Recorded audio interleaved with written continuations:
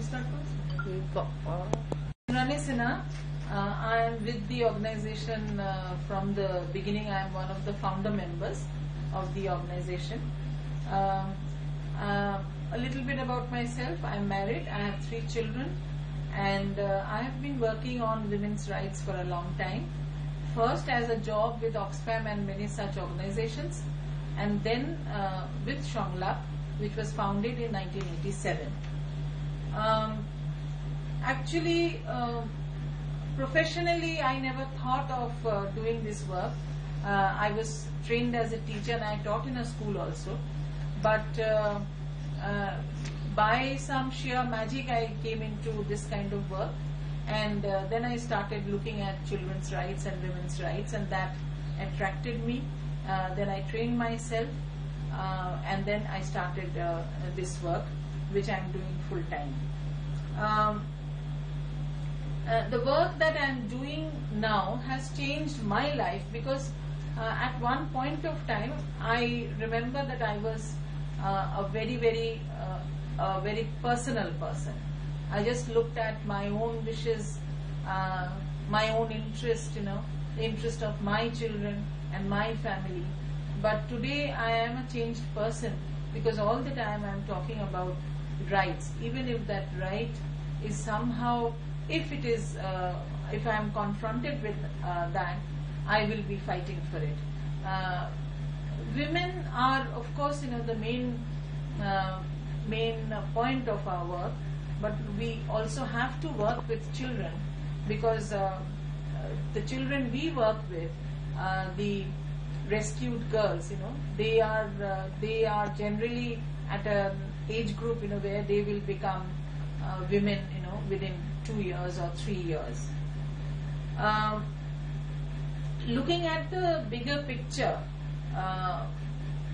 I think we have been able to, as an organization, we with the other members of the organization, the staff members of the organization, with my colleagues, we have been able to change the scenario in India about trafficking. At one point of time in 1987, when we were working on this, when we started working with this issue, we were looking at the women's right or the child right, and nothing beyond that. But later we learned how the child right and the women's right is being marginalized, from when they come from their families, and then their own community, then the state deny their rights, and then we decide that that needs to go back. In the whole process of this work, we have not only been working with children who are into this situation. We are working with the people who are in the community, people who are in the family nearer to the child, people who are the state representatives who have to give a lot of benefit to the children, and they might not care about it. The state also is governed by the police, the judiciary, the different departments which has a budget, and in this particular work we had to work with all those departments, with all those groups of people, because they did not have the basic information and awareness about children and women who are trafficked and who are abused and sexually exploited. Hence, within India we can say that our work has changed the lives of many children on one hand. On the other hand, the state has started looking at the rights of these children. The law has changed. Many more organizations have joined hands with us, and they are now working. We have a very close network. We have the police, they have brought in training of their own officers on this particular issue, and we do many trainings for them continuously. The state now has a different budget, for this kind of work, and they have started implementing it, though we are still not very happy the way it is being implemented. Legally also, on one hand we are looking at all those acts, all those laws which look at the woman and or which kind of helps the woman to gain her right or helps the child to gain her right, and those things, those laws are also being amended. It is a very slow process, but it is being done. And with many other organizations, we are also a part of the force which kind of pressurizes the state to change or to amend these laws and make it more user-friendly for the children and women. The greatest problem in facing Indian women, I would say, that they are not, they don't have lot of entitlements. They are not taken as the main person within the family. In the community, they really have to fight if they have to represent their own society or their own people. At the state level, on the higher level also, if in the political scenario or anywhere the woman has to come into the light, they really have to fight for it.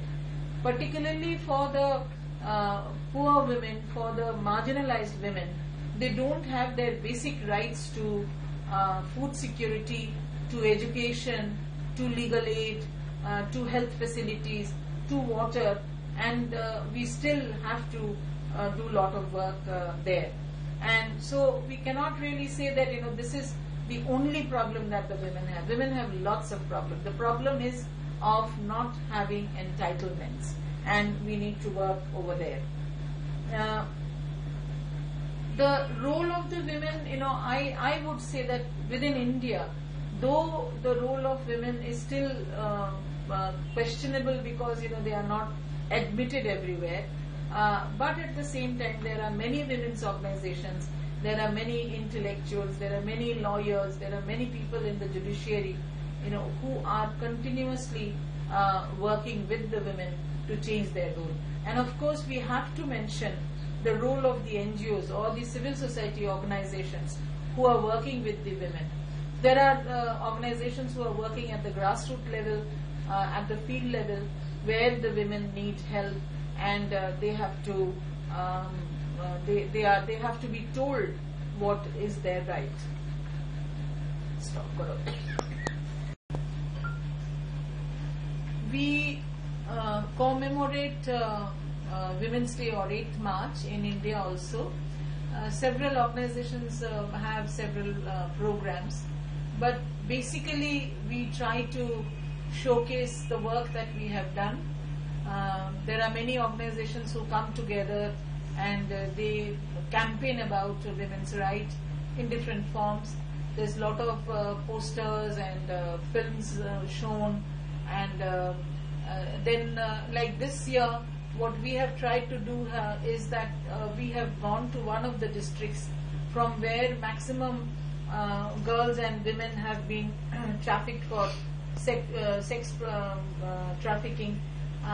We have organized a campaign for them, and because this particular area in the Sundarbans is connected with river, we have hired some boats, and many of the volunteers have gone, and they are going to stop in different parts of Sundarbans in the villages, and they are going to perform. They will sing, they will have small street theatres, and they will talk on anti-trafficking issues.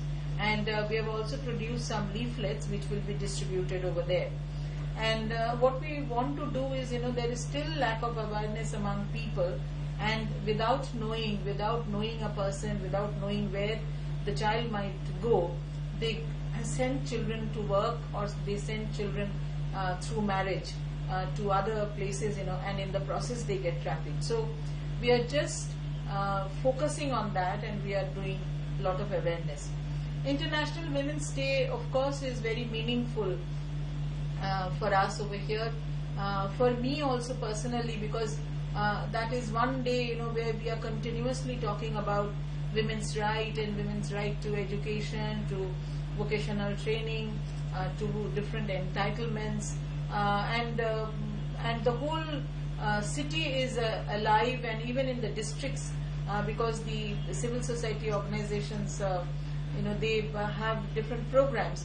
The whole city is alive with posters for women, and so that works out very well. The only problem is that on that particular day, that is the time we start having the school leaving exams.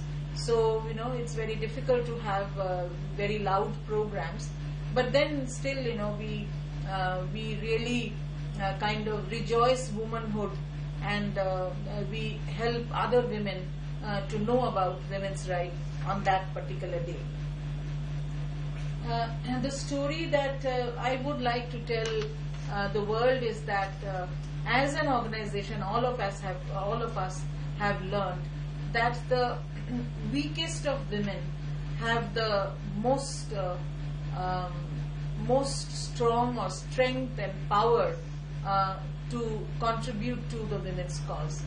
We have a girl who was trafficked when she was very young, maybe 14 or 15 years old.